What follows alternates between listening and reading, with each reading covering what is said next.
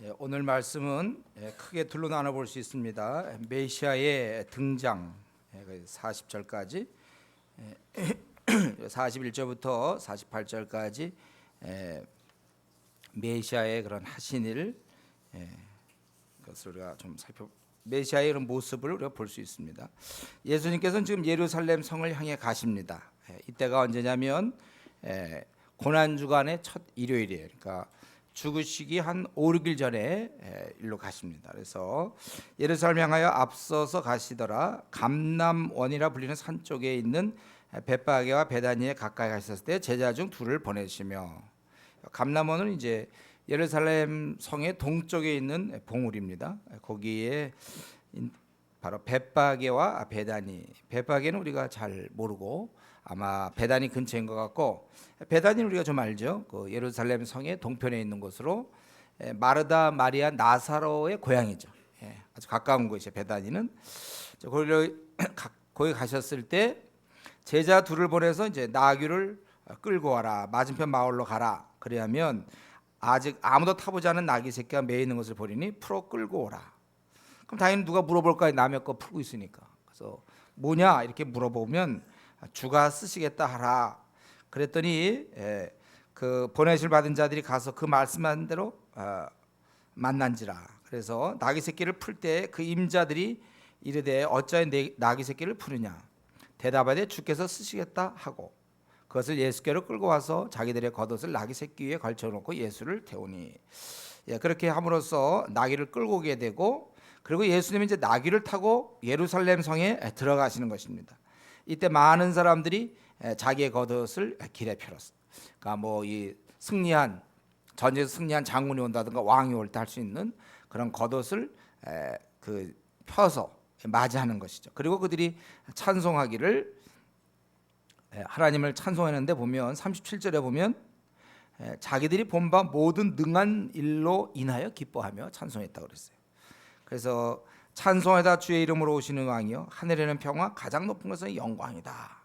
그렇게 찬양을 했고, 그랬더니 무리 중에 바리새인들이 사람들이 너무 열광을 하니까 말릴 수가 없으니까 예수님께 얘기해서 책망해라 제자들을. 이거는 왕한테, 이건 하나님께 하는 건데 이들이 당신한테 하고 있으니 책망하라. 그럴 때 책망할 일이 아니고 오히려 잠잠하면 돌들이 소리 질 것이다. 그렇게 얘기했습니다.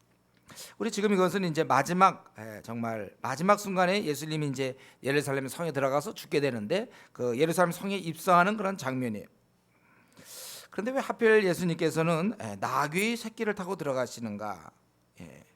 이것은 우리 구약의 성취죠. BC 520년, 그러니까 예수님보다 한 500년 전에 미리 그 스가랴 선지자를 통해서 예언했어요. 우리 스가랴 9장 9절에 보면 시온에 따라 크게 기뻐할지어다, 예루살렘에 따라 즐거이 부를지어다. 보라, 네 왕이 네게 임하시나니 그는 공의로우시며 구원을 베푸시며 겸손하여서 나귀를 타시나니 나귀의 작은 것 곧 나귀 새끼니라.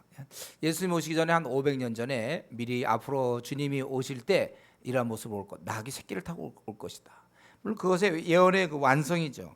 그리고 동시에 이것은 예언의 완성이지만 또 예수님을 확실히 모든 자가 볼 수 있도록, 예수님이 확실히 지금 예루살렘에 들어가는 것을 알도록.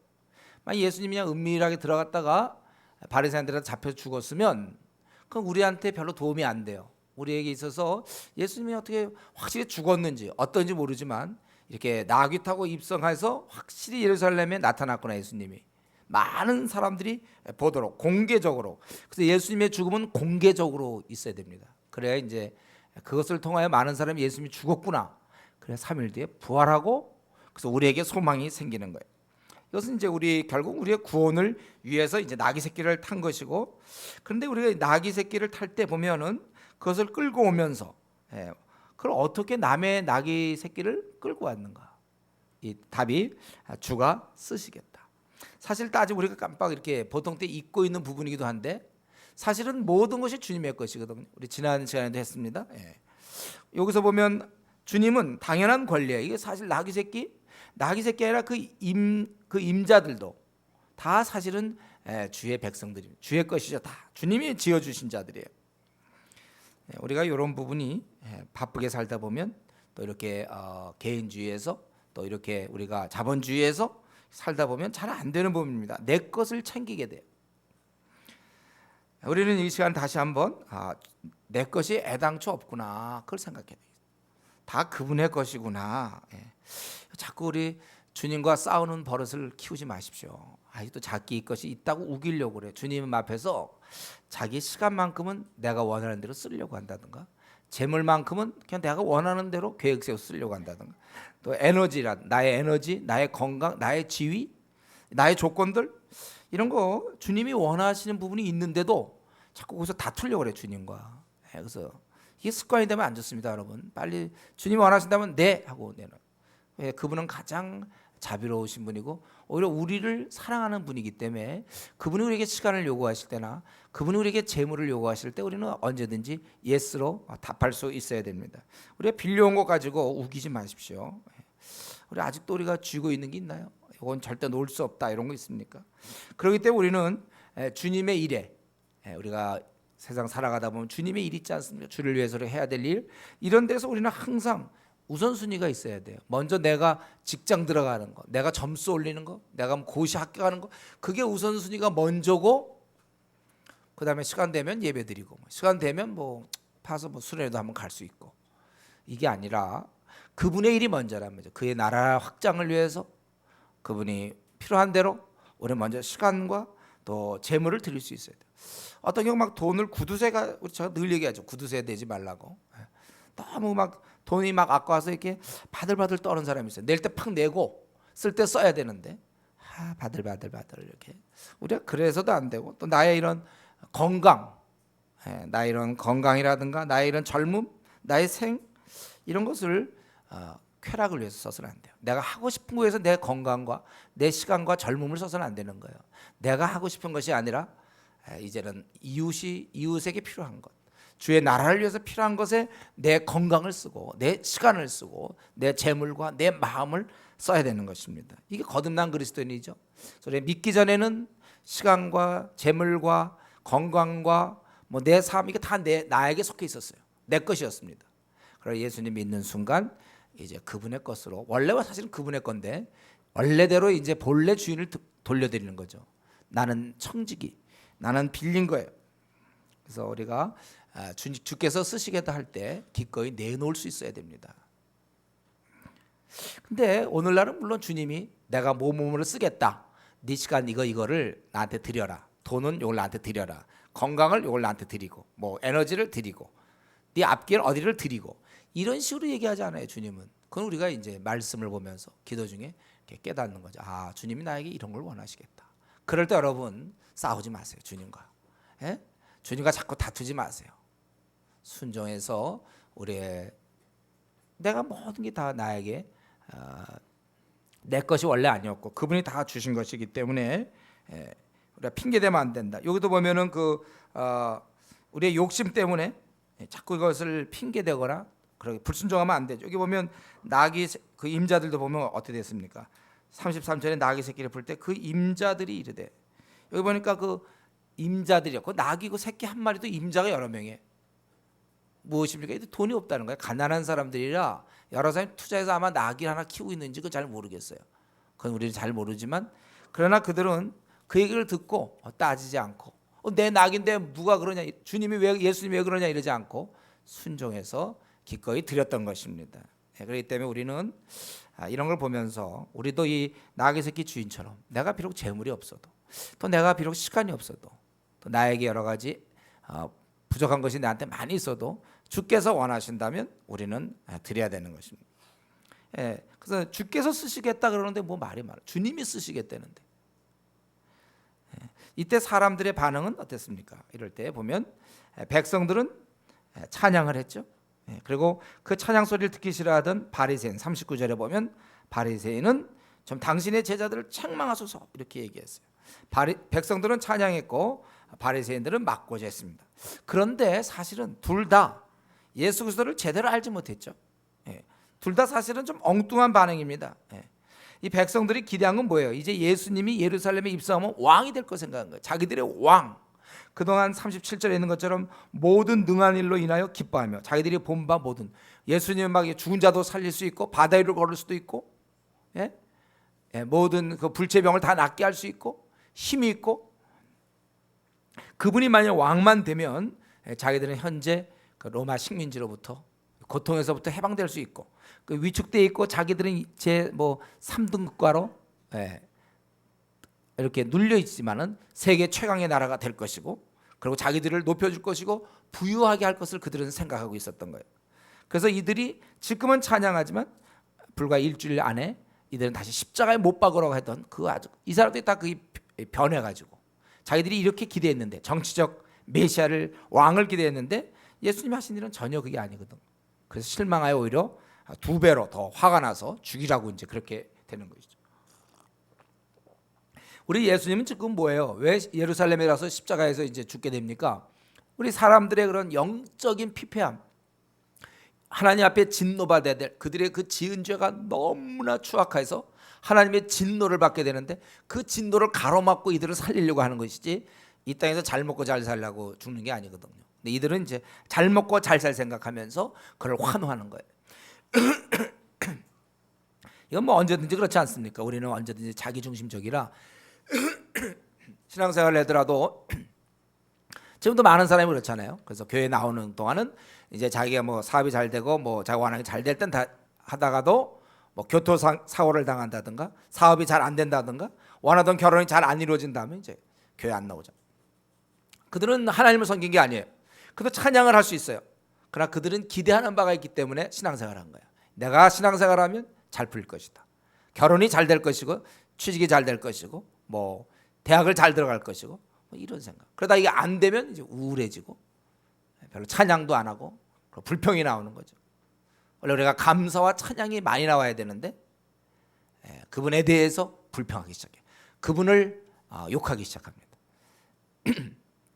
그 당시에 이 사람들도 막 찬양하며 자기 겉옷을 막 지금 왕이 나타나는데 자기들이 오랫동안의 문제 해결되는데 까짓 거 뭐 먼지가 문제입니까? 깔아라 막 까는 거죠. 그러나 이제 얼마 뒤에는 죽여라 그렇게 되는 거예요. 지금 그런 사람 많아요. 우리 한국 교회도요. 많이 있습니다. 그리고 이제 이 바리새인들이야 뭐 말할 것 없죠. 더 사실 우리 주님은 지금 이 주님이 지금 예루살렘 입성에 대해서 당대 사람들 중에 제대로 이해한 사람이 한 명도 없습니다. 그러나 우리 주님은 사람들이 이해를 못 해줘도 자가 해야 할 일을 그냥 묵묵히 감당하고 있는 것입니다. 여러분, 우리가 이 땅을 살아갈 때 사람들의 그런 이해를 너무 여러분 많이 받으려고 하지 마세요. 다 안 돼요. 그게 우리 그냥 하나님으로부터 각자 깨달은 바를 가지고 소신껏 살아가는 것입니다. 사람들 생각하면서 하려고 그러면 아무 일도 할 수 없습니다. 오직 주님이 무엇을 하나님이 무엇을 원하는지 그걸 묵상하고 깨달은 대로 살아가. 주님이 하신 일이 그거예요. 그들이 사실 아무도 이해 못했어요. 그러나 주님은 나귀 타고 가시는 거예요. 이해를 하든 뭐 그들이 찬양을 하든 말든 주님은 가시는 거예요. 이런 동기가 이들은 사실은 정치적 메시아를 기대했지만 우리 주님은 그런 것이 아니었어요. 그리고 그 메시아는 모든 사람이 눈에 띄게끔 나귀를 타고 가셨지만은 이제 그분의 모습이 어떻습니까? 41절부터 마지막 48절까지 한 세 가지가 나오죠.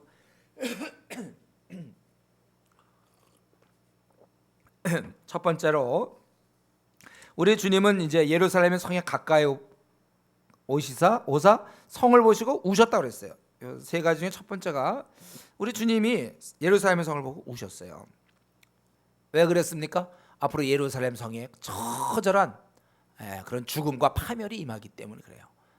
실제로 역사상에 이제 AD 70년경에 로마의 장군 티투스가 와서 예루살렘 완전히 포역, 여기 있는 것처럼 43절 네 원수들이 토둔을 쌓고 토성을 쌓는단 말이죠.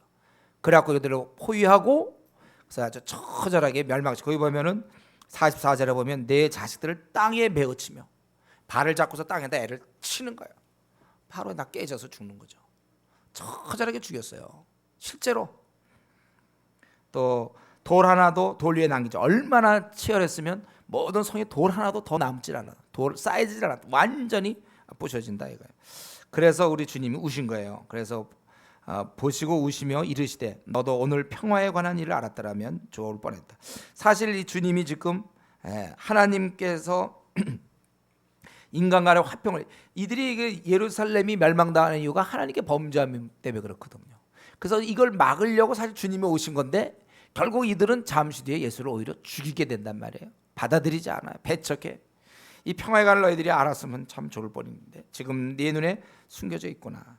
그럼 날이 되면 이제 이들은 형벌을 받게 된다는 거예요. 그래서 44절에 자식들은 땅에 메어치며 돌 하나 돌 위에 남기지 아니하리니 이는 네가 보살핌 받는 날을 알지 못함이라. 지금 이렇게 권고할 때 지금 메시아가 이 땅에 오신 것, 이런 것들을 너희가 배척하기 때문에 그런 것이다. 그래서 이런 걸 얘기하면서 우리 주님께서는 우신 것입니다.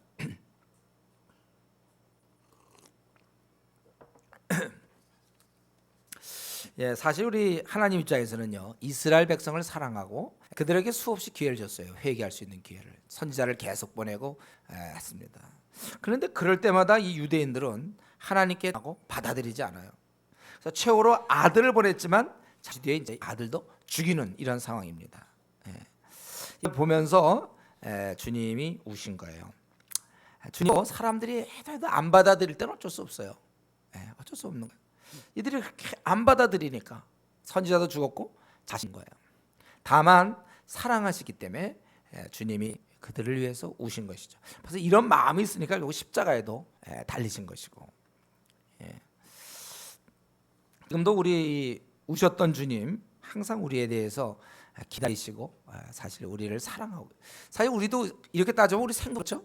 수없이 말씀을 우리에게 말씀해도 계속해서 잘 듣지 않고, 소위 말하는 이제 뺀질이 잘 듣지 않고 그냥 안 들어. 불순종해. 우리는요. 수없이 얘기하고 수없이 얘기해도 계속해서 불순종하는 우리 모습과 뭐 별로 다를 게 없습니다. 이런 면에서 우리 주님의 우리가 마음을 좀 너무 우리가 말을 안 들으니까 뭐 이렇게 안 들는데 어떻게 해요? 혹시 우리가 주의 마음을 아프게 하는 자가 아닌지, 그렇게 하지 말라고 해도 끝까지 하고 자기 고집대로 하고 자기 원하는 대로 하고 주님과 상의하지 않고 계속해서 고집 피우고 세상 쫓아가고, 그럴 때 우리 주님은 우실 수밖에 없는 거예요. 이런 마음을 갖고 있는 주님입니다. 그분 앞에 내가 주님의 마음을 내가 기쁘게 드리고 있는지, 좀 아프게 하고 있는지 우리 자신을 한번 들여다봐야 될 거예요. 또한 동시에 우리도 이렇게 정말 수없이 이스라엘에 대해서 하나님이 기회를 줘도 이들이 안 받아들였어요.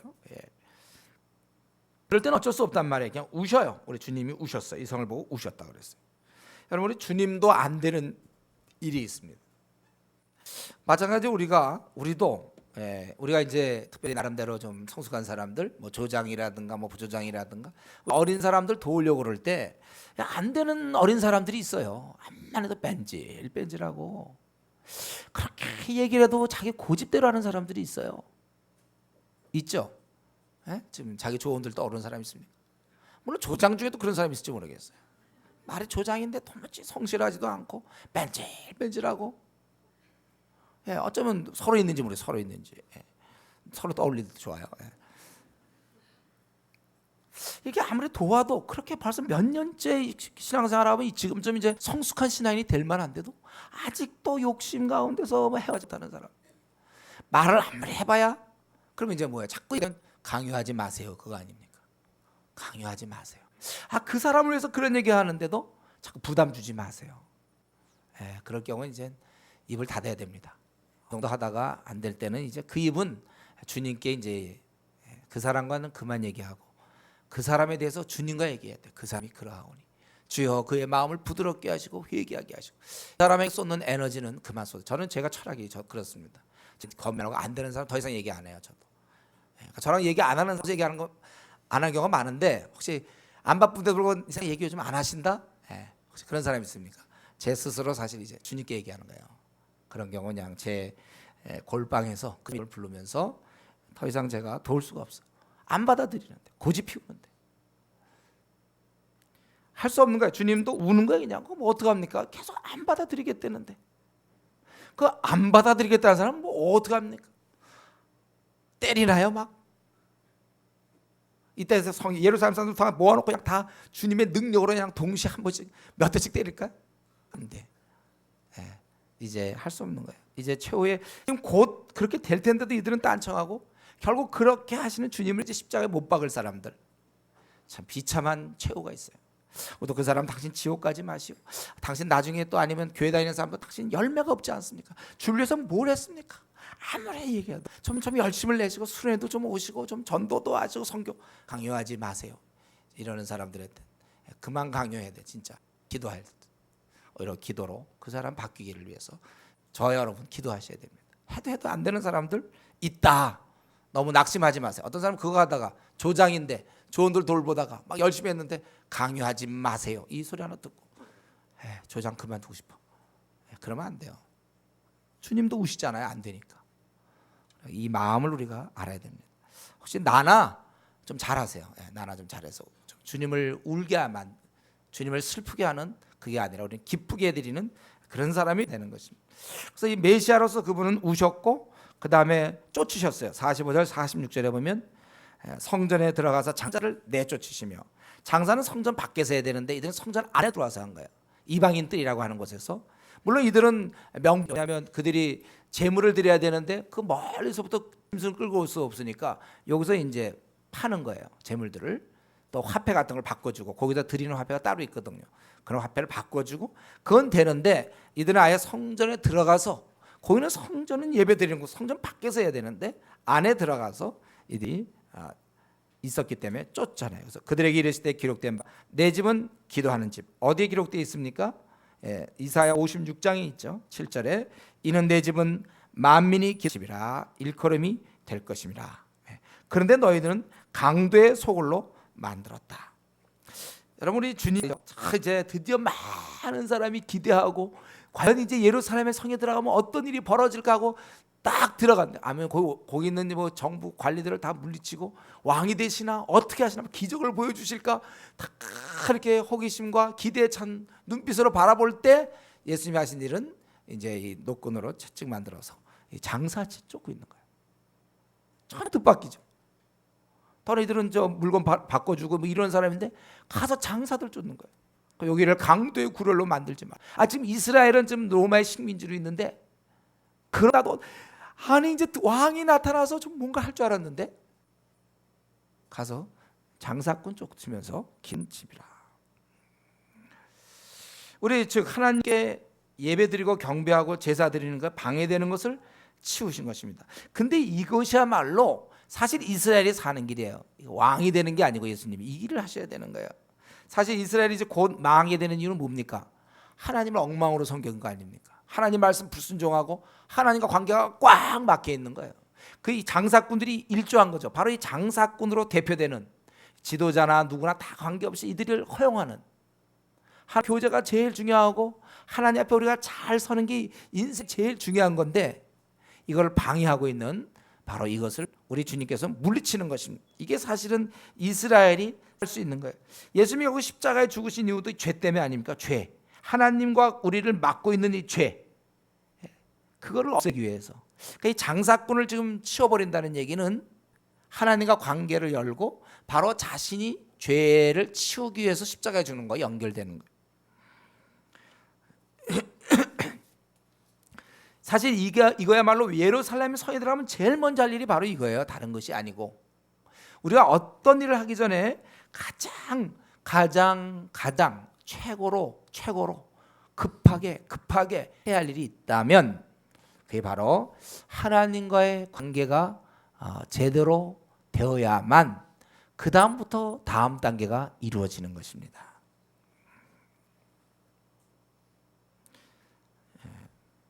우리는 이 죄 문제, 하나님과 관계를 맡고 있는 장사꾼, 우리를 따지면 이제 죄가 되겠죠. 이게 결국은 를 망치는 지름길이에요. 이 죄를 남겨놓는 거. 우리는 물론 믿기 전에는 물론 죄 때문에 우리는 다 지옥 가요. 그러나 믿고 나서도 여전히 죄를 지으면 열매가 없어요, 삶에. 우리는 맨 끝에 여러분, 저와 여러분 이거 알고 계십니까? 우리 고3들에게 너들 수능이 있다 자꾸 담임 선생님 얘기하잖아요. 똑같아요. 여러분, 우리 믿는 사람이 뭐가 있습니까? 열매가 있잖아요. 우리 열매. 우리가 타는 불못에서 구원받아서 다다. 이제 나 구원받았으니 뭐 대충 예배나 드리고 뭐 이렇게 지내면 되죠. 헌금 좀 하고 봉사도 좀 하고. 너무나 이건 어리석은 생각이에요. 이거는요. 그게 아니라 우리는 지금 이제 하나님 앞에 열매를 내놔야 되잖아요. 열매를 각각 행한 대로 직과하리라. 여기 문화를 줬으면 10문화를 남기고 5문화를 남겨야 되는데 어떤 이제 자기 이제 구원받았으니까 구원의 확신이 너무 강한 나머지 나 천국 들어가냐 안 들어가냐 밤낮 그것만 따지면 어떡합니까? 들어가되 열매를 뭐가 있느냐. 나중에 우리가 각각 여러분 나중에 주님을 다 만나게 돼요. 그럴 때 우리 주님께서 무엇을 했는가 물으실 거 아닙니까? 너 건강 주셨고 시간 주시고 재물도 주시고 너 머리도 주고 그랬는데 너 뭐 했니 그거 가지고 주의를 위해서. 네, 이 땅에서 그냥 잘 먹고 잘 지냈습니다. 그런 우리 얘기하면 안 돼요. 여러분 저도 지금 달려가고 있어요. 지금 우리는 이런 말 별로 안 좋죠. 뭐 선의의 경쟁 이런 거 아니에요. 그러나 여러분 저는 지금 뛰고 있단 말이에요. 왜요? 열매 나는 표대를 향해서 뛴다고 바울사도 그랬어요. 지금 우리 고2 고3에 노는 게 지혜로운 일입니까? 지금 우리가 이미 고2 고3이요. 수능이 기다리고 있어요. 저와 여러분 가고 제가 얘기했잖아요. 35살 하면 내려가기 시작한다니까 이제 인생도. 서러워요 그렇게 따지면. 벌써 내려갈 사람들 꽤 있잖아요. 우리도 이제 목사님이 내려간다니까 35이면. 근데 지금 슬슬 좋은 시간들 많이 지나고 있어요. 40대 나가면 노안이 온다고 그랬어요. 성경 그렇게 많이 못 봐요. 전도할도 목이 힘들어서 못해. 점점 발도 아프고 족저 근막염 같은 걸려요 여러분. 예. 그럼 걸리는 거예요 그거요. 힘들어 서 있기도. 어쨌든 우리가 이 죄 문제는요. 우리를 거듭날 때 우리가 불신자로 죄 때문에 하나님께 진노를 받아 지옥을 가는 거고 믿고 나서 이 죄가 있으면 하나님 관계가 끊어진단 말이에요. 관계가 안 돼. 하나님과 동행이 안 돼. 예. 에녹처럼 동행이 안 되는 거예요. 그냥 그는 하나님의 아들인데도 불구하고 하나님의 딸인데도 세상의 아들과 비슷하게 살 수밖에 없어요. 이 죄가 있는 한. 여러분 이 장사꾼을 놔둔 상태의 성전은 그건 기도하는 집이 될 수 없어요. 내어 쫓아야 기도하는 집이 된단 말이에요. 예. 내가 거룩한 백성이 되어야 되는 것은 바로 이것을 장사꾼을 놔둬서는 안 된다는 거예요. 주님께서 내쫓았습니다. 장사꾼을. 여러분 이 시간에 우리도 이걸 깨달아야 돼. 메시아가 마지막 죽는 순간을 보여준 거예요. 자신이 죽음은 이런 것을 깨기 위해서 하나님과의 관계 회복을 위해서. 근데 예수님 믿고 나서 또 죄를 짓습니까? 이거 안 된단 말이에요. 죄라는 게 꼭 무슨 자꾸 이렇게 뭐 술 취하고 아니면 무슨 나쁜 짓 하고 사람을 때리고 도둑질하고 이런 게 죄입니까? 하나님을 열심을 품고 주를 섬기지 않는 게 죄지 뭐예요? 마음과 뜻과 정성을 다하여 섬기라고 그랬는데 그렇지 않는 게 하나님을 기쁘게 하지 않는 거. 그게 죄 아닙니까? 여러분 지금 솔직하게 이런 설교가 나올 때마다 여러분 떠오르는 게 있을까요? 지금 하나님과 나 사이를 방해하는 게 무엇이냐? 이게 뭐냐 이걸 여러분 떠오르는 거 이걸 끊어야 돼요. 어떤 사람은 뭐 TV 시청이 밤낮 텔레비전 보고 아니면 연속곡 보고 기도 시간 안 갖고 밤낮 그러고 성경 하루에 뭐 30분도 안 보면서 텔레비전 1시간씩 본다든가 관계가 제대로 되겠습니까? 네. 어떤 사람은 막 그 오락이 될 수 있어요. 또는 어떤 사람은 그냥 세상 친구들 만나서 즐거워하는 거죠. 밤낮 먹으면서 뭐 돈 써가면서 맛있는 거 먹고 친구들과 그저 수다를 떨면서 여성들은 수다, 이제 남성들은 술 먹으면서 뭐 이제 누구 뭐 상관 뭐 이렇게 하는 거 이제 이런 거. 또 어떤 사람 스포츠가 될 수 있어요. 밤낮 스포츠 막 이따가도 축구하면 뭐 만사제끼고 오느라고 해. 뭐 우리나라 국내뿐만 아니라 국외까지 섭렵해서 다 알아 선수 이름도. 야 그들 나온다. 야 막 밤낮. 도무지 성경 연구 안 해. 교회를 오래 다니도 아직도 22권 연구 못했다니까요. 왜냐하면 그거 보는 시간을 뺏기니까. 이게 하나님과 교제가 제대로 되는 겁니까? 어떤 사람은 그러니까 뭐 스포츠가 될 수 있고 어떤 사람은 스크린이 될 수도 있고 어떤 사람은 성적인 것이 될 수도 있고 그래서 3S 뭐 많이 얘기하잖아요. 스포츠, 또 스크린, 또 섹스 이렇게 세 가지 3S 옛날부터 그런 얘기 많이 했죠. 어쨌든 또 아니면 친구도 될 수 있어요. 친구도 친구 만나서 만나 그런 얘기. 어떤 사람 지금 주님께 전념해야 되는데 이성교제에 빠져가지고 아직 할 때도 아닌데 막 그런 사람도 있고. 여러분 뭔지 모르겠어요. 사람마다 다 달라요. 아니면 어떤 돈의 욕심 때문에 그런지 모르겠어요. 해라고 하는데도 안 하고 그저 돈에 대한 욕심 때문에. 우리는 무엇이든지 경건에 방해되는 것. 이것이 무엇입니까? 내가 솔직하게 사람마다 다 달라요. 경건에 방해되는 거 본인이 압니다. 본인이. 이것만 내가 치우면 신앙생활 잘할 수 있는데 신앙서적도 볼 시간이 생기고 어린 전화도 걸어줄 수 있고 문제 뻔한데도 그냥 스포츠, 스크린, 아니면 성적인 거 이런 거 모르겠어요. 뭐가 있는지. 아니면 돈을 끌어 모아야 돼요. 무엇이든지 경건에 방해되는 것 그게 오늘날의 장사꾼입니다. 그거는 쫓겨나야 돼요. 나를 사로잡고 있는 게 무엇입니까? 내가 왜 주님과 깊은 관계에 들어가려고 하는데 가로막고 있는 건 무엇입니까? 우리가 목숨도 내놓는데까지 그런 거 못 끊습니까? 에? 나는 절대 TV 드라마만큼은 우리가 목숨도 내놨는데 그러니까 어떤 사람 퇴근만 하면 집에서 텔레비전 보는 사람이 있다고 그랬죠. 텔레비전이 이게 일과가 아니 퇴근했으면 그럼 성경 보고 기도 생활을 해야지. 도무지는 언제 성경 언제 기도합니까? 신앙서적 언제 읽으며 언제 어린 자 도와주며 언제 도합니까?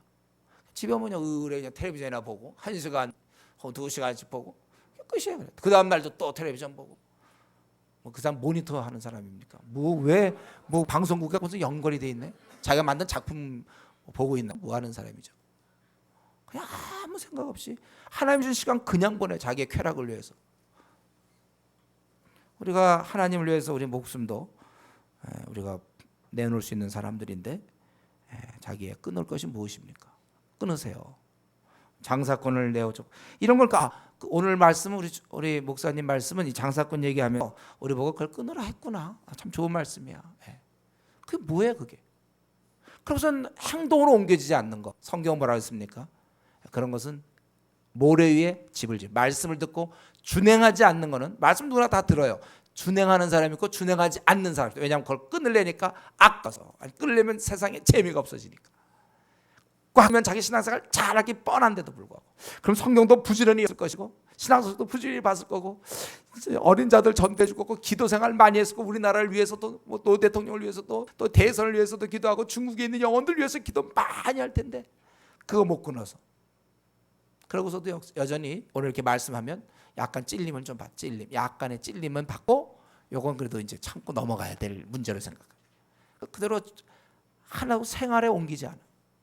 그다음에 또 어디서 또 그런 설교 나오면 또 찔림을 받고 또 그러니까 이제 면역이 그동안 몇 년 동안 돼 있으니까. 그러니까 저도 이런 설교할 때 불리해요. 왜냐하면 이거 받고 안 바꾸면 다음 단계는 더 센 걸로 얘기를 해야 돼요. 전 더 세게 어떻게 얘기해야 될지 모르겠어요. 여러분 이렇게 말씀 나올 때 장사꾼을 내어줬던 주님의 모습에서 하나님과 관계가 가장 우선이고 이거를 가로막고 있는 게 있으면 안 돼요. 우리가 이런 거 할 때 끊으세요. 결단하십시오, 여러분. 이걸 갖다가 또 뭐 그냥 뭐 박 목사님 그래. 제가 지금 성경 갖고 얘기하는 거죠. 하나님 말씀을 갖고 그 권위로 얘기하는 거예요. 내 안에 각자 사람마다 다른데 장사꾼을 치우라 이거예요. 그래서 내가 기도한 집 깨끗하게 만들어서 절대적으로 하나님과 동행하고 에녹처럼 동행하는 삶을 살아야 됩니다. 이 시간에 한번 우리 자신을 들여다보면서 내가 이 땅에서 주님과의 교제보다 더 앞세우고 있는 것이 있는지 더 내 마음을 사로잡고 있는 것이 있다면 그게 우상이에요. 그게 우상 숭배가 되는 거예요. 대부분 욕심이 보통 그렇죠. 그리고 세 번째로 예수님께서는 메시아로서 그는 울었고 쫓았고 그리고 이제 그 빈공 그들과 관계를 위해서 바로 가르치는 것이죠. 47절 예수께서 날마다 성전에서 가르치시니 대제사장들과 서기관들과 백성의 지도자들이 그를 죽이려고 꾀하되 백성이 다 그에게 귀를 기울여 들음으로 어찌할 방도를 찾지 못하였더라. 그러니까 백성들은 잘 들었고 대제사장들과 서기관과 백성의 지도자는 죽일 생각을 했다는 것입니다. 왜요? 예수님께서 이렇게 가르치고 계세요. 주님께서는 이제 이 지상에서 일주일도 채 안 남은 그 시간을 들여서 그 정말 마지막 순간 여러분 우리가 암에 걸린 사람이 시한부 인생 3개월이다 그러면 3개월을 잘 쓰려고 그래요. 중요한 걸로 쓰려고 합니다. 자기가 그동안 싸웠던 사람이 좀 화해하고 뭐하고 자기가 유언을 남기고 잘 마무리 지려고 그럴 거예요. 예수님 불과 일주일도 안 남았는데 이 시점에서 가장 중요한 걸 하는데 그것은 바로 가르치는 거였습니다. 그만큼 가르침이 중요한 거예요. 이 인생들에게 구원과 구원 이후에 어떻게 살아야 될지 그것을 가르치는 것입니다. 하나님을 어떻게 섬겨야 되는지 가르치는 거예요. 사실 주님은 공생애 내내 가르치셨죠. 그리고 지금 십자가에 죽기 불과 며칠 전에 가르치는 것입니다. 가르치고 계시는 거예요. 여러분 그 영적인 일은요 저절로 터득 않습니다. 또 우리가 만들어낼 수도 없어요. 우리는 계속 주님께 배우고 또 배워야 하는 것입니다. 우리가 영어 회화 같은 거 있잖아요. 그거는 원어민을 만나든지 선생을 만나서 제대로 그 회화 같은 걸 배워야 되는 거예요. 혼자 하나도 안 배우고 혼자 그냥 사전 보면서 막 다 가지고 혼자 막 맞추고 이러는 게 아니고 어떻게 인사해야 되지 이런 거 다 원어민한테 잘 배워서 써먹어야 하는 거예요. 자기 혼자 막 묵상을 막 영어 회화하는데 막 묵상으로 막 해서 안 되고 그냥 그런 걸 배워야 되는 거예요. 이거 수학 같은 것도 공식이 있고 그랬잖아요. 예. 배워야 되는 거예요. 미적분 같은 거 할 때 여러분 그냥 혼자 막 떠올라서 했습니까? 다 해온 거 다 알고 그걸 발전시키는 거 아닙니까? 언어도 그렇고 중국어 배우는 사람들 보면 혼자 중국어 아니 혼자 공부할 수 있어요. 뭐냐면 테이프를 듣든지 책을 보든지 해야지. 테이프도 책도 없고 혼자 한국에서 혼자 중국을 터득하겠다. 그건 안 돼. 그 운동 같은 건 혹시 근육을 혼자 터득한다, 근육을 나오게 한다다. 그건 혹시 운동에서 할 수는 있어요. 그러나 회화, 중국어 회화를 혼자 묵상해서는 그건 안 되는 거. 배워야 되는 거. 영적인 이치도 마찬가지예요. 우리가 배우고 또 배워야 되는, 계속 배워야 되는 것입니다. 저는 그렇게 생각해요. 지금 이렇게 별로 신앙생활을 즐겁게 못하는 사람들이 있죠. 우리 가운데도 있어. 별로 즐겁지도 않고 또 뭐 그냥 뭐 좀 그래 그냥 신앙생활이. 제가 보기에 그 이유가 성경에 대해서 이렇게 불붙어 있지 않아. 성경을 제대로 공부하지 않아서 그렇습니다. 모르기 때문에. 그러니까 우리 그 삶 자체를 성경에다 딱 두고 살아가야 되는데 이걸 못한 거예요. 그러니까 헤맬 수밖에 없어요. 왜냐하면 마귀는 계속해서 세상 교훈을 우리한테 불어넣어주고 있거든요. 그러니까 우리가 어떻게 살아야 될지를 모르는 거예요. 우리는 성경을 제대로 이해하고 우리가 정말 진리에 아주 사무칠 만큼 아주 그냥 진리에 우리가 완전히 이렇게 아주 그 내재화가 된다면, 그렇다면 우리는 제대로 살 수 있어요. 왜 지금 뭐 이렇게 이것저것 잘 길이 안 보이고 답답해하는 사람이 있죠. 앞날의 문제나 뭐 여러 가지 문제들 정리가 안 되는 사람들이 있어요. 그 왜 그렇습니까? 배우지 않으니까, 몰라서 그래요.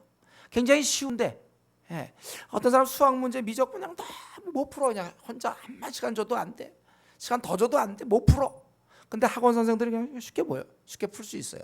어떤 사람이 인생을 쉽게 푸는 사람이 있고 어떤 사람이 인생을 잘 못 푸는 사람이 있어요. 그래서 누구랑 결혼을 해야 되는 건지 말아야 되는 건지, 직장을 들어가서 어떻게 이 직장을 가야 될지 저 직장을 가야 될지, 이런 기회가 왔는데 들어가야 될지 말아야, 외국에는 가야 되는 건지 PhD를 따야 되는 건지 말아야 되는 건지, 결혼은 대상자를 이형제인지 이자매인지 도무지 뭘 어떻게 이게 잘 안 돼. 이게 꽉 막혔어요. 도대체 내가 사는 거 왜 사는지, 이대로 살다가 어떻게 할 건지, 이 모두는요 배움이 없어서 그래요. 우리 어린 애기들이 제가 늘 설교할 때 얘기하잖아요. 유괴당할 수 있는 이유는 분별력이 없어서 그렇다고 그랬어요. 자기가 왜 이 형제 붙였다가 저 형제 딸, 왜 이 자매 저 자매, 또 막 이 직장 저 직장, 갑자기 이민 갈까 하다가 안 가고 또 유학이나 갈까, 아니면 때려치고 사업하냐 마냐, 이 시험을 공부할 건가 하면 고시할까 말까. 하루에도 우리는 수백 가지 결정해야 될 문제가 있을지 모르겠는데, 이런 문제에 있어서 자기 것이 없어요. 자기 것 다 세상을 가르침 가지고 그냥 산단 말이에요. 우리 잠깐 보겠습니다. 에베소서 4장. 에베소서 4장. 제가 갖고 있는 성경은 313쪽인데, 제가 에베소 강의할 때 말씀드렸죠. 우리 에베소 4장 우리 18절까지 우리 18절부터 24절까지 우리 한번 읽었으면 같이 한번 읽읍시다. 여기 같이 18절부터 시작. 그들의 청명이 어두워지고 그들 가운데 있는 무지함과 그들의 마음이 굳어짐으로 말미암아 하나님의 생명에서 떠나 있도다. 그들이 감각 없는 자가 되어 자신을 방탕에 방임하여 모든 더러운 것을 욕심으로 행하되 오직 너희는 그리스도를 그같이 배우지 아니하였느니라. 진리가 예수 안에 있는 것 같이 너희가 참으로 그에게서 듣고 또한 그 안에서 가르침을 받았을진데, 너희는 유혹의 욕심을 따라 썩어져가는 구습을 따르는 옛사람을 벗어버리고 오직 너희의 심령이 새롭게 되어 하나님을 따라 의와 진리의 거룩함으로 지으심을 받은 새 사람을 입으라.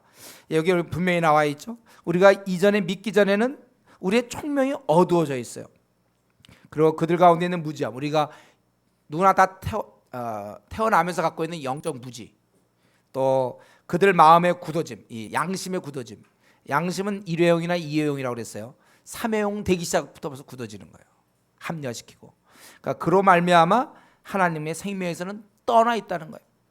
그래서 그들은 감각 없는 자가 되어 자신을 방탕에 방임하여 모든 더러운 것을 욕심으로 하는 거예요. 그들이 왜 방탕하게 삽니까? 우리 때로 우리 안 믿는 아버님, 아빠, 술 먹고 집에 와서 막 부시고 막 방탕에 사는 사람, 바람 피우는 경우, 요즘 사회에서 그런 사람 많이 있는데 왜 그렇습니까? 불륜을 저지르고 감각이 없기 때문에.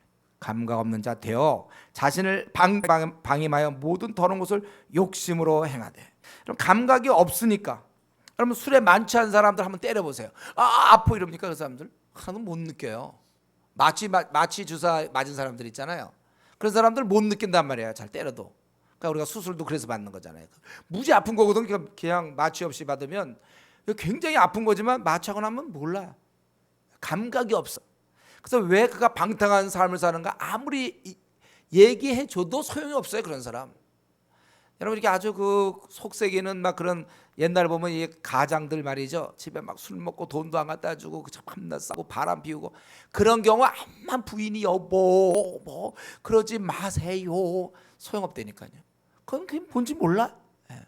여러분 우리 하면 만취한 자꾸 술 얘기해서 만취한 사람 보고 지금 삐뚤삐뚤 거는 것도 조차도 모른다니까. 여보세요. 똑바로 가세요. 예. 알아듣습니까? 막 옷 같은 거 막 벗어던진 사람도 있어요. 옷은 단정히 입으십시오. 만취한 사람이 뭘 알아요? 세상 사람이 그렇다는 거예요. 이들이냐면 총명이 어두워져 있기 때문에. 그들은 마음이 영적인 무지함과 굳어짐으로. 그러니까 우리 전도하러 나가면 엉뚱한 얘기들 하잖아요. 불신자들이 물어보는 거 들어보세요. 아주 엉뚱한 질문. 우리 윤회된다. 땅은 그렇게 따져가면서도 윤회는 그냥 믿어버려요.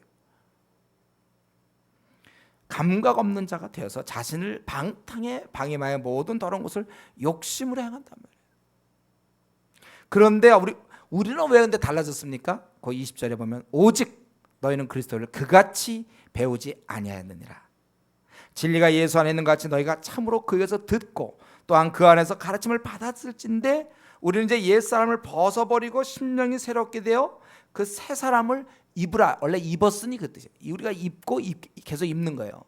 우리가 그렇게 된단 말이에요. 이 가르침이 그렇게 중요한 것입니다.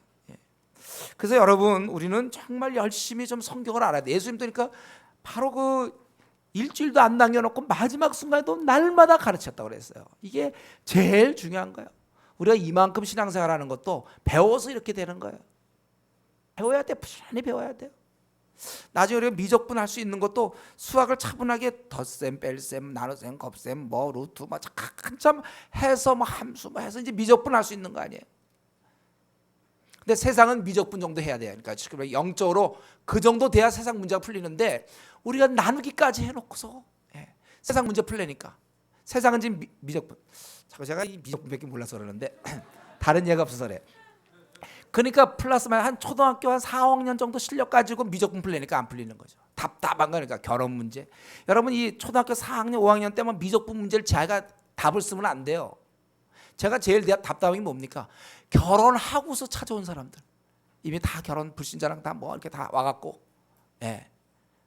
그러면 그거 어떻게 합니까? 이미 결혼했는데. 삶의 비전도 아직 생기도 전에 결혼부터 해보니까 어떻게 합니까? 무엇을 위해 살 건지 이게 결정이 돼야 결혼도 할 거 아니에요. 거기에 맞춰서 이런 남자를 만나고 이런 자매를 만나서 결혼할 건데 그냥 이 세상에 그러니까 아니면 이런 거 없이 그냥 벌써 유학 떠난 사람 막 유학 떠나기 전에 와갖고 유학할 계획입니다. 여러분 이 만취한 상태에서는요 제일 좋은 게 만취한 상태에서 막 결제하면 되겠습니까? 제가 보기에 좋은 건 만취를 빨리 깨어나야 돼요. 만취된 상태 깨어난 다음에 맑은 정신의 결제 같은 건 제가 만약에 대표이사 하면 읽어보고 결제해야지. 기분 막 내면서 갖고 막 사인 막 해. 거기 보면 이것을 다 양도한다. 쫙쫙 사인해버려요. 꼭 그런 것 같아요. 제가 보기에 여러분 인생 한 번밖에 없는데 이거를 그냥 막 결제해버려요. 결제. 그 사람에게서 제일 중요한 거는 영적인 이 분별력이 생기는 거예요. 이게 생긴 다음에 움직이기 시작해야 돼요. 이거 없이 우리가 뭐 회사 문제, 어디 직장을 가느냐 안 가느냐, 어떤 부서 뭐 이런 결정하는 거라든가, 이거 없이 가정생활, 이거 없이 대인관계, 비전, 자녀 교육, 그러니까 이런 거 없이 자녀 그냥 조기학 막 이런 보통 쉽게 하는 거 조기학, 애기들 막 보내. 또 결혼도 마찬가지고, 직장, 다음에 그냥 PhD, 아니면 고시공부, 사법시험 준비, 자기가 좀 깨어있는 영적으로 밝은 상태에서 결정하세요.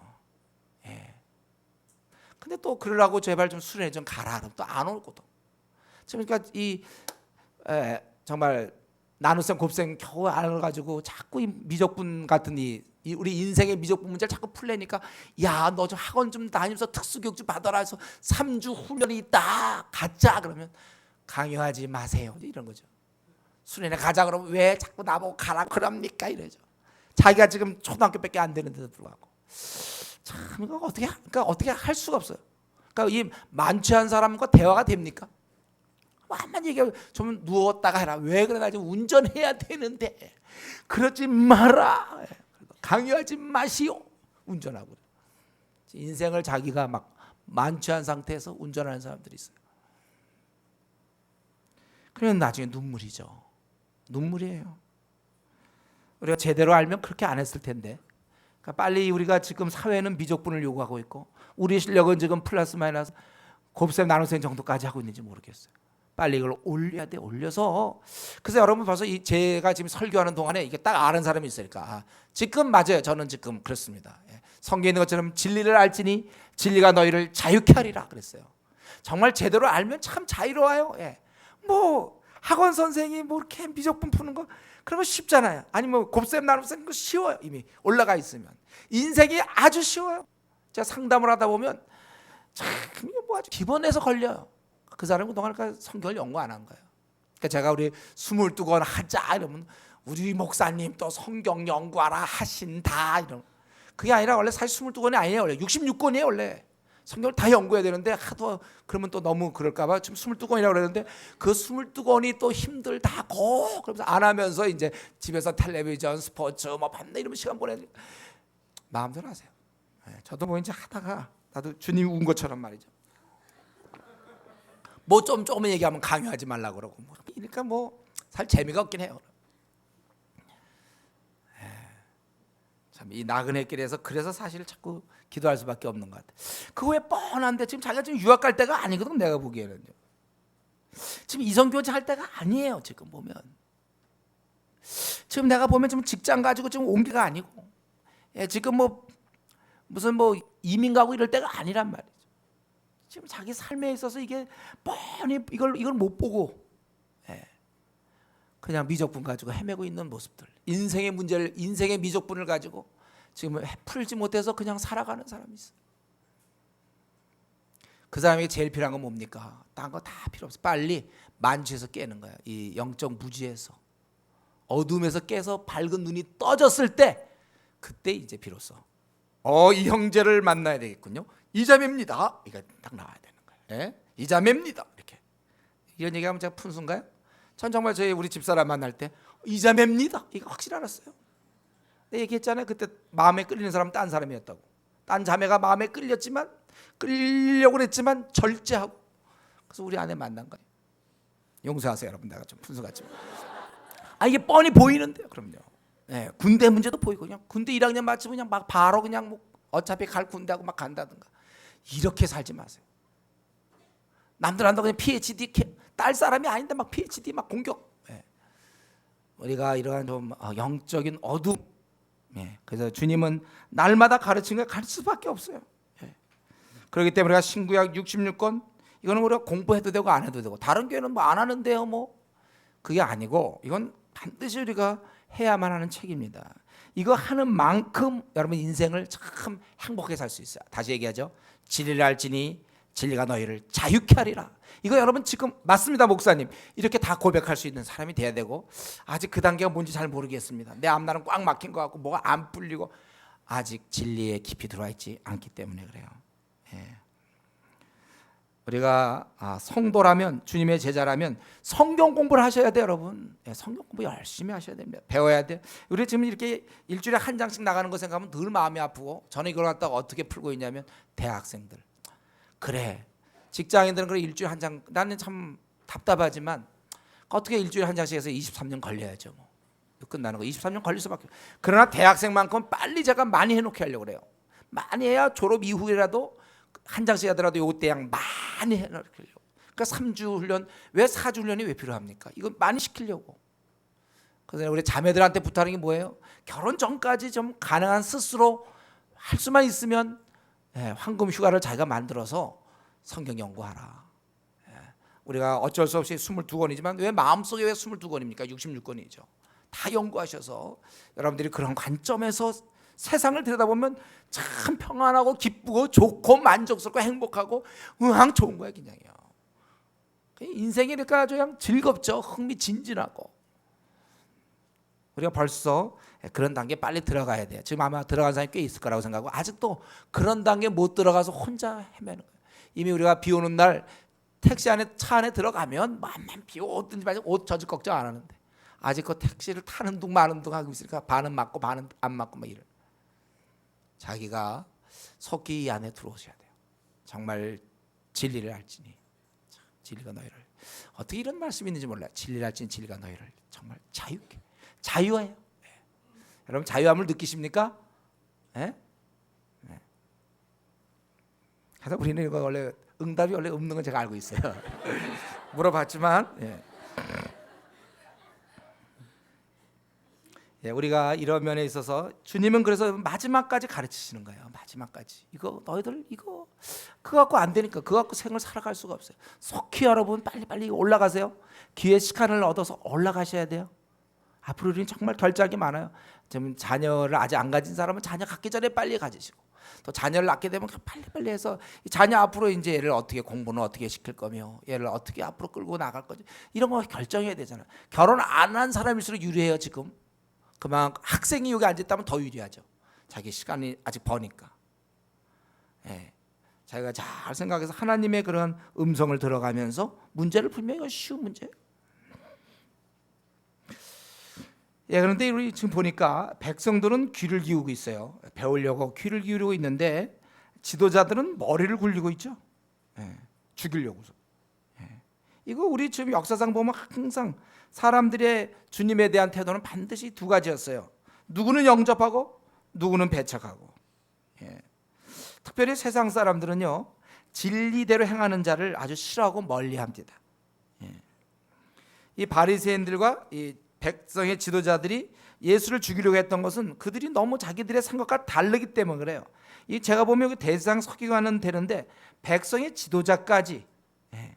왜 그렇습니까? 제가 보니까 그 41절의 그 내용 같아요. 평소도 물론 있는지 모르지만 적어도 그들이 생각할 때는 백성의 지도자들은 자기들이 좀 왕을 제대로 세워서 한번 이 나라가 정말 부강하고 아주 이 나라가 세계 최고의 나라가 되고 이 식민지에서 해방되길 원했을 거예요. 백성의 지도자들은. 그런데 예수님이 그 성을 바라보면서 뭐라 그랬습니까? 원래 이들이 기대한 건 이제 성을 딱 오더니 야 예루살렘아 그동안 고생했다. 이제 너희 나라는 이제 만국의 열방의 으뜸이 되는 성, 놀라운 성이요. 뭐 예수님 좀 이런 얘기 해줄지 몰라. 로마의 황제도 이제 어느 날 올 것이며 너희들에게 무릎을 꿇고 여기는 너무나 부유할 것이며 너희들은 다 부자 되었고 될 것이며 잘 먹고 잘 살고 너희 백성의 지도자들 그동안 이 식민지하에서 고생했다. 너희들은 이제 위대한 왕들 뭐 그런 족속들 관리들이 될 것이다. 막 그럼 그렇게 좀 해줬으면 좋았을 텐데. 애들을 돌에다가 뭐 땅에다 치우고 돌 중에 돌 하나도 남지 않고 이성 망한다. 이런 얘기했을 때 이들은 정말 나라를 생각하면서 뭔가 해보려고 했던 사람들은 완전히 예수님에 대해 증오했을 거예요. 이런 식의 그 이스라엘의 우월주의에 좀 맞는 얘기를 해줘야 되는데 원수들이 너희 토둔을 쌓고 너희를 둘러 사면으로 가두고 네 애들은 다 죽을 것이고 뭐 이런 얘기했을 때 그들은 우라가 치밀었을 것입니다. 또 이 대제사장들 서기관들이 왜 특별히 싫어했습니까? 왜 죽이려고 했습니까? 그 전부터 뭐 많은 말씀도 있었지만 바로 전에 사건도 성전에 들어가서 장사하는 자를 내쫓으면 뭐라고 그랬어요? 너희는 강도의 소굴을 만들었도다. 그러면 그동안 예루살렘의 예배 질서를 담당했던 이 서기관 대제사장들은 뭐가 되는 거예요? 뭐 예수님 뭐 이런 사람이 나타나서 말이지 우리가 그동안 얼마나 나름대로 노력했는데 강도에 우리 보고 소굴이라고? 그러면 그 책임 바로 자기들한테 가는 거잖아요. 자기들의 잘못된 행동은 돌아보지 않고 성경적으로 볼 때 그렇게 거룩하게 있어야 될 그곳을 장사지들을 갖다 놓고서 아마 이것은 어느 정도 이제 서로 어느 정도 그런 상거래가 이들의 허락이 있었을 거예요. 자기들의 허락 속에서 이루어졌을 그 상거래를 예수님께서는 아주 무시하고 그들을 내쫓고 강도의 소굴로 만들었느냐 이런 얘기를 들을 때 그들의 잘못을 날카롭게 지적할 때 받아들이기보다는 쥐고 싶어 했던 거예요. 우리가 갖고 있는 아담 이후에 우리의 죄성이 뭡니까? 누가 자기의 잘못을 지적하면 못 견디는 사람이 있어요. 못 견디는 사람. 그만큼 정서가 약한 사람이죠. 우리가 그래서 원래 부모 밑에서 잘 배워야 돼요. 우리가 사랑을 많이 받고 자라면 누가 찔러도 워낙 이 사랑이 많기 때문에 쿡 찔러도 별로 상처를 안 받는데 부모로부터 상처를 많이 받은 사람, 자라오면서 어려움을 많이 겪은 사람은 별 얘기도 아닌데 혼자 상처받는 사람 많아요. 그리고 원래 상처받고 변명하는 게 원래 우리 죄성입니다. 우리 아담이 어떻게 됐습니까? 아담이 범죄했을 때 하나님이 그를 꾸짖자 뭐라고 그랬습니까? 하나님이 지으신 여자, 저 여자가 나에게 먹으라고 해서 먹은 거다. 그 여자한테 둘러대는 거 아니에요? 자기 잘못은 안 하고 그럼 자기 야단쳤어야지 자기가. 근데 그 여자 때문에 그렇다. 그러니까 은근히 하나님 잘못한 거야. 왜냐하면 여자 만들어줘 갖고 그랬으니까. 그게 아담의 속성이 저와 여러분에게 늘 있어요. 항상 있습니다. 그래서 우리가 정말 성령의 다스림이 없으면 잘못을 지적받을 때 뭐 너는 뭐 잘했냐? 대부분 이제 그런 거죠. 잘못을 지적받으면 고치려 안 하고 그런 잘못을 지적한 사람을 공격하는 거예요. 누가 그랬냐? 이런 거죠. 왜 그러느냐? 넌 뭐 잘했느냐? 이거예요. 지적한 자에 대해서 화를 내요. 언제쯤 우리가 이것이 바뀔지 기도 제목입니다. 저와 여러분, 이건 누구나 자유로운 사람 없어요. 누가 사실 잘못 지적받을 때 기쁘다 이런 사람이 어디 있습니까? 다 기분 나쁘죠. 그리고 자기를 변호하고 싶어해요. 우리가 이 잘못을 지적받았을 때 그것을 겸허히 받아들일 수 있을 만큼 좀 영적으로 좀 성숙해야 되겠어요. 언제쯤 그런 일이 우리 안에 이루어질까요? 대부분 지적하면 기분 나빠하고 싸우려고 그러고 잘못을 인정할 만큼 좀 성령 충만한 사람들이 돼야 되겠습니다. 우리 마지막으로 한 가지만 더 하고 말씀 마치겠는데, 지금 예수님은 진리를 알리셨고 또 진리대로 행하시다가 결국 반대자들에게 핍박을 받고 결국 십자가에서 죽게 되는 것입니다. 이것이 우리의 공식이에요. 이게 어쩔 수 없는 거예요. 이 땅은 어떻게 되었습니까? 마귀와 정사와 권세, 세상의 주관자들, 하늘에 속한 악의 영들, 이들에 의해서 움직이는 게 지금 이 세상 체계거든요. 그렇기 때문에 누군가 이들과 다른 교훈을 얘기할 때, 바로 이 진리를 얘기할 때, 그럴 때 그는 공격을 받게 되는 것입니다. 그래서 빛의 자녀들은 이 땅을 살아갈 때 우리가 타협하지 않고 만약에 진리대로 살아간다면 세상 사람들에게 많은 미움을 받게 되어 있습니다. 이거 공식에 외우세요, 여러분. 이런 공식은 외워야 돼요. 우리가 진리대로 살아가려고 하면 세상에 우리가 역류하는 거 아닙니까? 많은 힘이 드는 거예요. 내가 그대로 진리대로 공의를 행하며 하나님의 가르친 대로 살려고 하면 세상 사람들한테 많은 미움과 박해를 받게 되어 있다. 공식. 적당히 타협하지 않고 바르게 살면 미움받게 되어 있는 거예요. 심지어는 가족한테도 받을 수 있어요. 이런 거는 가족 구성원들한테도 받을 수 있고, 또 더 나아가면 교회는 다니지만 말씀을 그 사람이 공부 안 했거나 또 말씀을 알아도 그렇게 살지 않는 교인이 있으면 그 사람한테도 당하기도 합니다. 이건 사실이에요. 저는 이런 걸 너무 많이 봤어요. 교회는 다닌다고 그러는데 성경을 연구 안 한 사람이 있죠. 때로는 부모가 될 수도 있어요. 배우자가 될 수도 있어요. 성경을 너무 연구 안 한 나머지 내가 이런 걸 얘기할 때 세속적 가치관으로 그걸 막는단 말이에요. 배척받고 우리는 참 힘들어요. 배척받을 수 있어요. 어려움을 겪을 수도 있고, 때로는 이제 오히려 교회 다니는 뭐 가족들한테 또 친구한테 너 광신자 되려고 그러냐 이런 소리 들어요. 광신 소리 듣는 거 기본입니다. 가치관이 다르기 때문에 교회에 다닌다고 해서 가치관이 저절로 형성됩니까? 교회 예배만 주일날 11시 예배만 한번 드리고 끝나는데요. 그리고 그 많은 시간 일주일 내내 세상적 가치관만 흡수한 사람은요, 절대로 우리가 뭐 좀 열심히 하려면 광신, 너 이러다 어떻게 할 거냐. 별로 그 좋은 예는 아니지만 저도 대학 3학년 때 그랬어요. 저 대학 3학년 때 정말 내가 깨닫고 열심히 수련회 참여하고 열심히 내가 정말 이거 귀한 거 깨달아서 할 때 제일 먼저 가론박은 분이 우리 어머님이셨어요. 별로 좋은 예는 아니지만 하여튼 여전도 회장이었고 그랬지만 우리 교회에서는 그때 별로 성경을 안 가르쳤거든. 그러니까 너 이러다가 너 어떡하려고 그러냐. 공부해야 되는데 어디 수련회 다니냐. 제가 그때 막 일주일에 보통 한 달에 그 방학 때 한 5개씩 다녔거든요. 저는 그때 제가 우리 말씀을 드렸죠. 부모님께 제가 죄를 짓는 것만 막으시고 제가 주님 위해서 나름대로 충성하려고 그러는데 막지 마십시오. 그때 한마디 딱 드렸고 그때 그 사실 듣고 우리 어머님이 깨달으시고 그 다음부터는 저를 막지 않았어요. 도와주셨죠. 그래서 제가 졸업하고 간사도 될 수 있었고 제가 이 길로 들어선 것은 사실 이게 꼭 교회 다닌다고 해서 이렇게 꼭 이게 찬성하는 게 아니에요. 아마 우리 주위에서도 그런 일이 참 많아요. 배우자가 또 그렇어요. 배우자가 왜 이렇게 열심을 내느냐. 당신은 왜 이렇게 열심히 하느냐. 성경을 연구하지 아니한 사람들, 성경의 말씀이 그의 안에 들어있지 않는 사람들, 얼마든지 우리가 그럴 수 있다는 거예요. 여러분 우리가 이런 분위기 속에서도 우리가 깨달은 대로 살아갈 뿐이라는 거예요.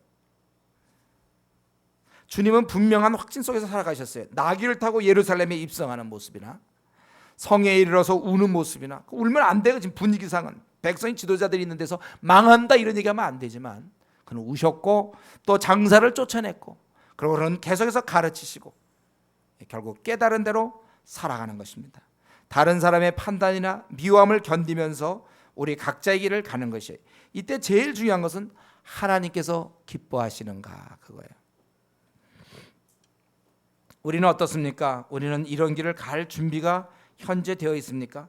아무리 시대의 분위기가 다른 방향을 보여준다고 해도 나는 내가 알고 있는 대로 내가 배운 성경대로 살아갈 결심이 나에게 있는가? 주위 사람들이 욕하고 안 믿는 자나 아니면 교회를 다녀도 성경을 연구하지 않고 봉사 중심의 신앙 체계를 가진 그런 사람들, 그런 사람의 반대와 비판을 감수하면서도 주님이 원하시는 길로 계속 갈 마음의 결단이 되어 있는가? 우리가 천성문에 이르기까지 나를 이제 이 땅에 보내신 그 주님을 만나 배울 그날까지 우리는 이 세상을 통과해야 됩니다. 여기에 지금 아까 얘기했던 마귀와 정사와 권세, 세상의 주관자들, 하늘에 속한 악의 영들이 배후에 조종해서 수많은 사람들을 그런 가르침으로 영향을 주고 있는 이럴 때 우리가 그 길을 우리가 진리의 길을 가려고 할 때 주님처럼 하나님 뜻을 이루기 위해서는 우리가 많은 그런 어려움 고난이 우리 앞에 놓여 있다는 사실. 그럼에도 불구하고 우리 주님처럼 세상과 타협하지 않고 계속해서 그 신앙의 정도를 걸어 나갈 그럴 결심을 우리가 갖고 있는가 그거예요. 참으로 이 시대 여러분 우리가 이렇게 살아가면서 너무나 많은 이 성경적 가르침과 다른 그러한 흐름이 너무 우리 주위에 많이 있어요. 이럴 때 나는 내가 한번 깨달은 그리고 내가 하나님께 받은 그 주신 사명 거기에 맞춰서 내가 확신 가운데 나만이라도 주님처럼 이렇게 살아가겠다 이렇게 결심하는 그러한 우리 성도님 되기를 바랍니다. 이제 같이 한번 우리 기도하겠습니다. 주께서 쓰시겠다고 하십니다. 나는 내가 드려야 될 것 안 드리고 있는 부분이 있다면 이 시간에 마음에 결정하시고 정말 내가 그렇게 살아야 되겠구나. 또 우리 주님은 이 성전에 들어가서 이 장사하는 사람을 내어 쫓았습니다. 하나님과 우리 사이에 방해하는 것이 있어서는 안 돼요.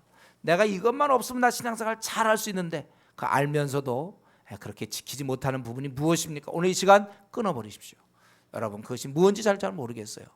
그러나 그걸 끊어버리십시오. 그래서 우리가 제대로 이제 남은 생 에녹처럼 주님과 하나님과 동행하는 그러한 삶을 살아야 될 것이고 또 이래 주님은 끝까지 가르치고 계시는데 내가 왜 이렇게 아직까지 자유롭지 않은지, 왜 내 신앙은 분명히 이게 초대교인의 신앙 같지가 않아. 바울이나 우리 신앙의 선배들의 모습과 지금 내 신앙은 너무 달라.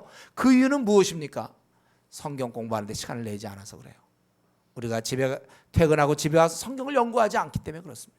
성경의 가르침을 들어야 돼. 지금 절실히 들어서 빨리 내가 미적분을 풀 수 있는, 세상의 이 미적분을 풀 수 있을 만큼 내 성경을 내가 깊이 알고 응용할 수 있는 단계에 내가 빨리 들어가야 되겠구나. 우리 그렇게 마음을 위해서 좀 기도하고, 또 예수님처럼 세상은 어떻게 뭐라고 얘기하든지 간에, 사람들이 대중은 어떻게 흘러가든지 간에 나는 위로부터 받은 그런 깨달음대로 진리대로 나는 묵묵히 나는 내 길을 걸어가겠다. 그렇게 결단할 수 있도록 이 시간 같이 한번 하나님 앞에서 우리 자신을 들여다보면서 정직하게 한번